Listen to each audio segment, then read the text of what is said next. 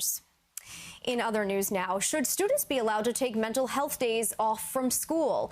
Some lawmakers in New York think so, and they're considering a bill to make it happen. CBSN New York's Hazel Sanchez has more on this proposal, which follows similar laws already passed in other states.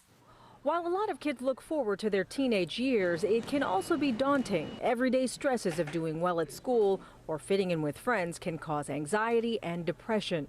I think that's a really good idea because teenagers go through a lot of issues and struggles internally that they might not show to everyone, but or even talk about, but inside they might be dealing with something that they don't know how to deal with, and having that day off or whatever it may be might help them just decompress a little bit before going back into the school environment. I feel so those days are sometimes necessary, but it really does depend on the level of stress that the students are going through. It's important because we're seeing more and more young people thinking about suicide. Having mental illness as a condition is something that we cannot ever take unnoticed.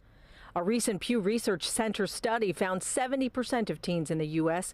view anxiety and depression as a major problem among their peers. Some parents worry students may abuse the option to stay home, while others support the idea. Just that it would take some pressure off. Children are under pressure. No longer will a student have to lie about why they're staying home from school. And this conversation hopefully will be forced out in the open, not just with their teachers, but with their parents and their family members too. Senator Hoylman says students taking off one mental health day wouldn't solve all the issues, but he does believe it would open up the doors to getting students the help they need. On the west side, Hazel Sanchez, CBSN News.